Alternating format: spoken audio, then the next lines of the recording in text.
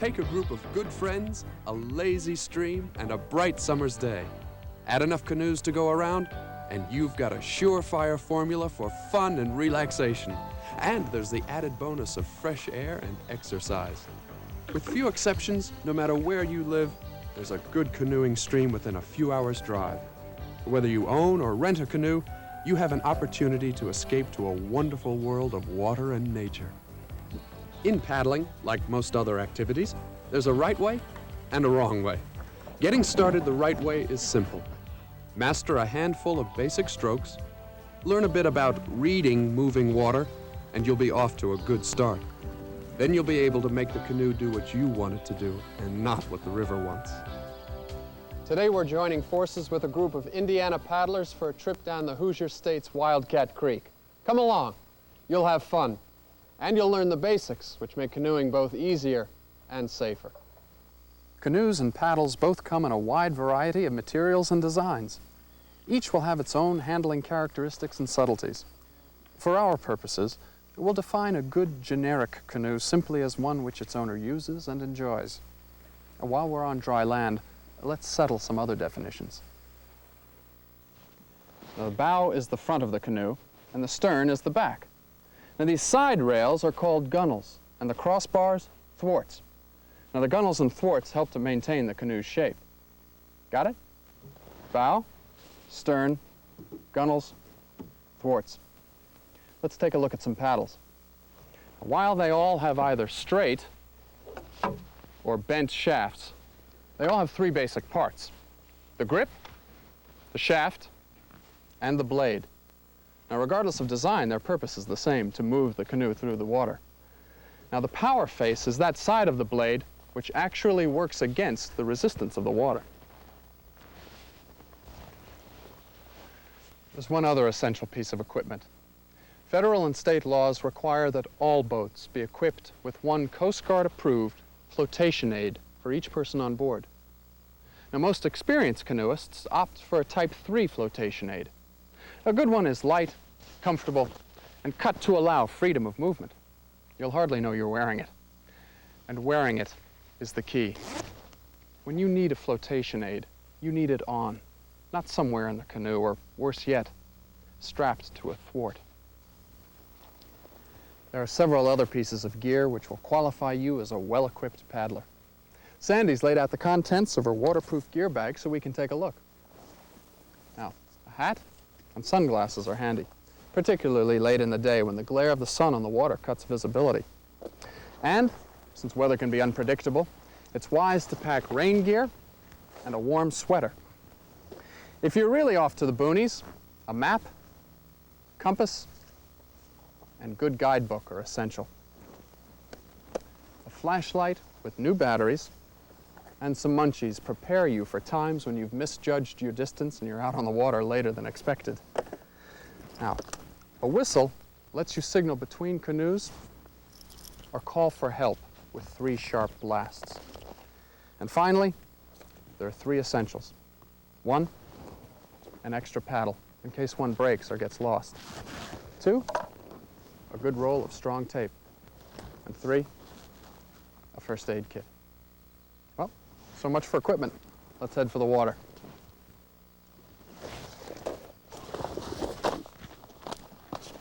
Tandem paddlers have a simple method of getting into a canoe. While one steadies the craft, the other person gets in, and with hands on the gunnels, walks down the center line in a crouched position. The first person can then use a paddle to brace the canoe while the second person steps into the stern. Ideally, we'd use this method of entry right up against the bank, but low water has forced the paddlers well into the stream. With both paddlers aboard, your canoe should ride level in the water. It may feel tippy the first few times out, but remember, the lower you are, the more stable your canoe. Drop from the seat to your knees with your legs spread to the sides. That shift makes a big difference in stability, and it's the preferred position when paddling turbulent or fast water. Now we're ready to tackle the job of getting from here to there. With your paddle, you can pull the canoe forward, backward, sideways, or diagonally. Hold the paddle so that the power face, the side of the blade that's actually working against the water, is just above the water and nearly parallel to it. like a beaver's tail. Maintain that relative position anytime the blade is out of the water. Then if the canoe starts to roll, you can instantly brace the blade against the water to give stability. A low brace is normally a whitewater maneuver, and we're not going to teach it here. It's not as easy as it looks, but even in quiet water, it's handy to have available in case you start to capsize. Now for the forward stroke. Keeping the blade nearly parallel to the water and twisting slightly at the waist, reach with your lower arm and shoulder and swing the blade forward. At full reach, stab the blade into the water with the blade pointing forward at about a 30-degree angle. Push your upper hand straight forward and pull back with your lower hand to set the paddle nearly vertical. Your lower hand will now be near your hip. Don't pull back any further or the blade will be lifting water rather than pulling the canoe, and that slows you down. Now recover. Keep the blade low to the water. Thrust and reach. Stab, push and pull. Recover, and you're ready to start again.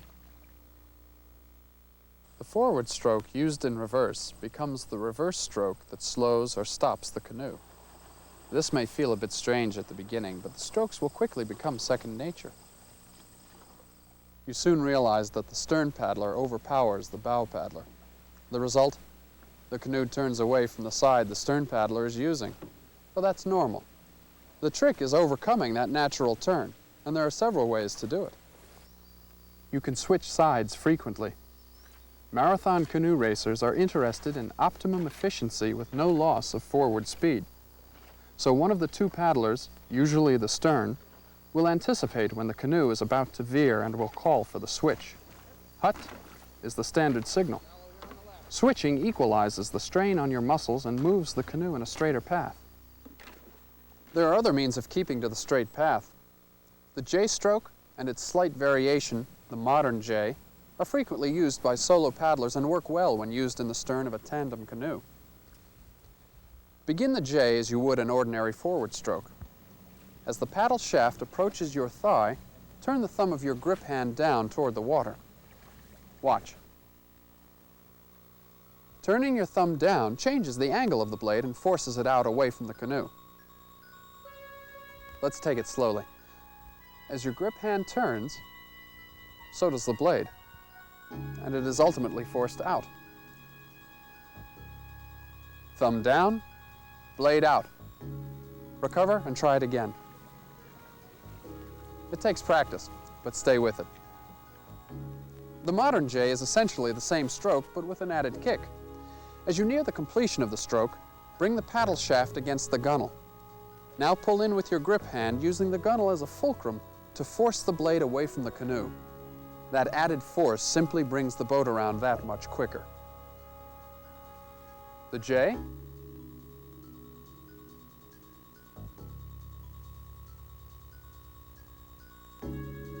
The modern J. In either case, if you and your partner are working well together, you should only have to use the J or its variation every third or fourth stroke. If it's more than that, then check your coordination with your partner. One of the handiest directional strokes a paddler has available is the draw. It's great for quick changes. It can be used at either end of the canoe or by a solo paddler, and it's easy to learn. Here's how it works. Reach to the side with the power face nearly parallel to the center of the canoe. Go as far out as is comfortable and slightly forward. Now plunge the blade into the water, and by pulling in on the shaft and pushing out with the grip hand, pull the paddle toward the side of the canoe. The draw allows quick course adjustments from either end of the canoe, and if both paddlers draw on opposite sides, you can pivot the boat around its center. As you gain confidence and get the feel of the canoe, you'll be surprised how far you can reach with the paddle in your body, putting most of the weight on the blade against the water. Sometimes an obstacle will appear quickly and on the wrong side. You won't have time to change hands and sides before a collision. That's when a cross-bow draw can save the day. Watch here. He doesn't change hands. The cross-bow draw is a bit awkward at first and not as powerful as the straight draw, but in a tight spot, it can save you from an unwanted swim. There is another means of turning, one that most manuals don't mention. Still, most of us use it now and then. We may not admit it, but we do. It's called the stern rudder, and it's not really a stroke. Here's what it looks like out of the water. Rudder on the right side, and you'll turn to the right. Rudder on the left, turn left. Increase the angle of the blade, and you'll increase the angle of the turn. But remember, for the stern rudder to work, you have to be going faster than the current. If you're not, nothing will happen. The stern rudder is seldom taught because it is inefficient. Using it is like putting on the brakes. Still, it does work, and it's easy to learn. Use it until you're comfortable with the more efficient steering strokes, then phase it out. There's one other stroke that comes in handy. It's called a quarter sweep. You simply use the blade to scribe a shallow arc of not more than 90 degrees through the water. The bow paddler uses a forward sweep, and in this case, the stern contributes a reverse sweep using the back face of the paddle. But remember, if you go past the 90-degree mark, the stroke becomes self-defeating. Stretches of smooth water like this are good places to work on your strokes, to hone those newly acquired skills. They're also good places to play around, and it looks like play is what our group has opted for. Those are the basic strokes you need to get down gentle streams, those rated Class 1 and 2 on the international scale. One problem on every stream is litter. I haven't seen a creek yet that's improved by empties. That's trite but true. What you carry in full, you can and should carry out empty. But there's a more serious problem here. Coast Guard studies show that alcohol is a factor in more than half of all boating accidents. Now that's bad enough, but the studies also show that drinkers are sinkers. Drinkers are likely to go under once and not resurface. An intoxicated paddler endangers not only himself, but the other members of his party. One of the most common problems on quiet water streams is downed trees and low-hanging branches. They're part of a class of obstacles called strainers. Water can get through them with no problem, but solid objects like canoes and people get caught and strained out. Watch where you're going, and you may be able to avoid the problem. You can lean forward or backward to duck low-hanging branches, but a sideways lean, particularly if both paddlers go to the same side, is usually an invitation to a swim. If you do find yourself swept into a strainer, stabilize the canoe by dropping to your knees and use the branches to help work the canoe to a clear passage or a liftover spot. Now is a good time to talk about the downstream lean. When you're swept into an object like a tree, rock, or log, there's a natural tendency to lean away from it, and that usually means leaning upstream. For the beginner, the result is often a quick dunking. You've lowered the upstream side of the canoe and let water build up against the side, thus pushing the canoe over and the paddlers out. If instead of leaning upstream, you lean downstream, the water acts against the bottom of the canoe and provides lift. In the case of a subsurface rock, it may even lift you off the obstacle. So overcome that initial impulse to lean away.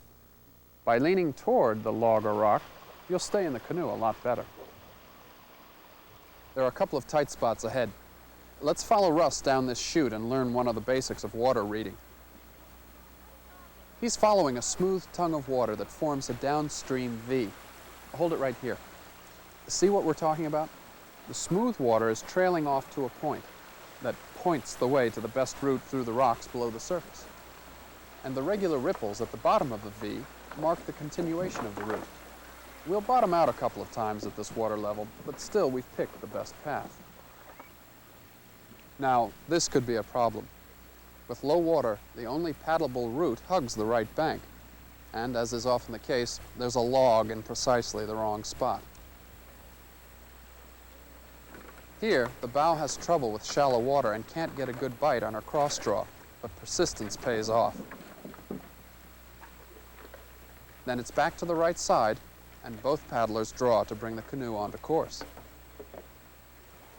As the stern paddler sets up, his partner executes a series of 3 crossbow draws. Then, as the stern sweeps, the bow returns to the right side for a draw. And they're through. There is one other alternative. That's to walk the canoe around. In this case, I can assure you that it is more a concern for a brand new canoe than a lack of skill. In any event, there is no shame in walking. You know your capabilities, and sometimes walking is by far the wisest course. One of the great things about a trip like this is the variety and skill level of the paddlers who are along. There are experts and not so experts. As a beginner, you can learn from all of them. Come on, guys, you should be paddling on opposite sides of the canoe. Well, you made it anyway. That brings up a good point. Talk to your partner. If you're going to change sides, whether it be to even up the strain on your muscles or to set up better for the next shoot, tell the guy or gal who's sharing the canoe with you. It will be a better trip with a little communication. Watch Doris. She drops to her knees to stabilize the canoe, and that's fine. Then she goes to a series of weak backstrokes. A draw would have been more effective. Again, communicate. Talk it over. Decide the best route and the best technique, and then keep talking until you're safely through. As we go down this little chute, see if you can pick out the strokes.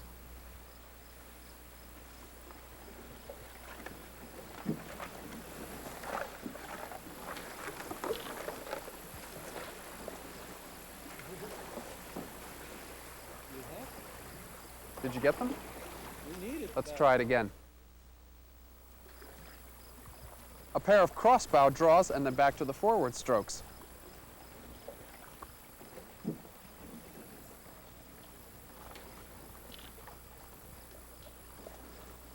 A draw on the bow and the stern rudder gets the job done. How'd you do? We'll go downstream to another series of riffles and try it again. We'll take you through first. Remember, we want to follow that smooth tongue of water which forms the downstream V. Now, watching the others, you pick out the strokes.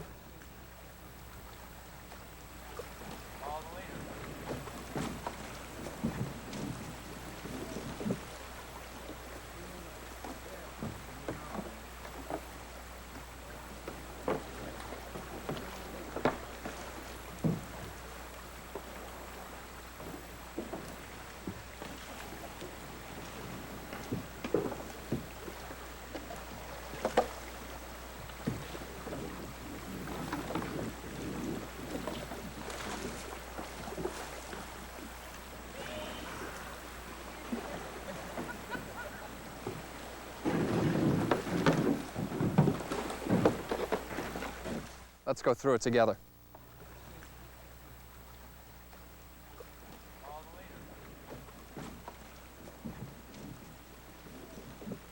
A stern rudder, a crossbow draw.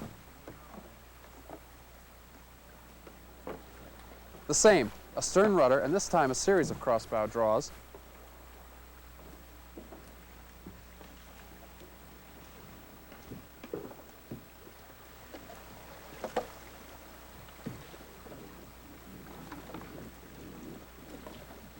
Here, a strong rudder, almost a reverse sweep, does the job. A series of bow draws. Note that it's the wrong face of the paddle. The draw would have been more effective using the power face. Although high water is not a problem at this time of year, it's worth mentioning. Floods increase the speed of the current. Although there's usually little turbulence, the current is there. Fallen trees are commonplace, and the high waters often carry a large quantity of debris, and at that greater water depth, recovery is harder. In short, high water is worthy of extra respect. And since high water often comes during cold weather, there's added danger. Cold water numbs both the body and the mind. Hypothermia, the rapid loss of body heat, is a killer. You can become too numb to help yourself in only a few minutes. And in 40-degree water, you can be unconscious in as little as 12 minutes. A good rule is to wear a wet or dry suit if water and air temperature combined don't add up to at least 100 degrees. Most of us who own our own canoes use car topping to get the craft to and from the water. Now that doesn't seem like much of a problem, but canoes are lost each year because they weren't tied down properly. A boat that comes off on the highway can cause a serious auto accident, even a fatality. While foam blocks can be used to transport your canoe for short trips, you need to use a rack for longer trips. Start the tie down with the canoe centered so that the weight is evenly distributed. At least one tie, preferably two, should go from the crossbars over the top of the canoe. Straps like these are handy, but a stout rope will also do. Just use knots that hold well and are easy to untie. A half-hitch knot is perfect. Once the canoe is secured to the rack, tie both the bow and the stern to the car. Pick secure points that are widely spaced. The best spots vary from car to car, or install eye bolts to make the job easier. With the canoe attached to the rack in two places and to the car in four, you're ready for even the windiest of days. One reminder, check the knots periodically as you drive. A knot can work itself loose. If you're driving a small car, you'll find it helps to stow loose paddling gear in a bag and lash it inside the canoe. Stow the paddles, too. The canoe's tied down and you're ready to head for home. I hope you'll stick with canoeing and find it as enjoyable as I do. As in any sport, practice hones your skills and makes the sport that much more enjoyable. Join a club and take trips with experienced paddlers. A lot of good, informal instruction is done during club cruises. You'll also find instructional programs offered by many local YMCAs and American Red Cross chapters. The American Canoe Association offers a nationwide program of instruction and instructor certification, and there are commercial schools throughout the country. A course will provide an opportunity for you to cover many things we just didn't have time for. Subjects such as handling and playing in fast water, and river rescue, even the best go swimming once in a while, and righting a capsized canoe. As little as 1 hour of good instruction can reduce your risk of being involved in a serious canoeing accident. And good instruction will enable you to enjoy the sport even more. Keep on paddling, and we'll see you on the river.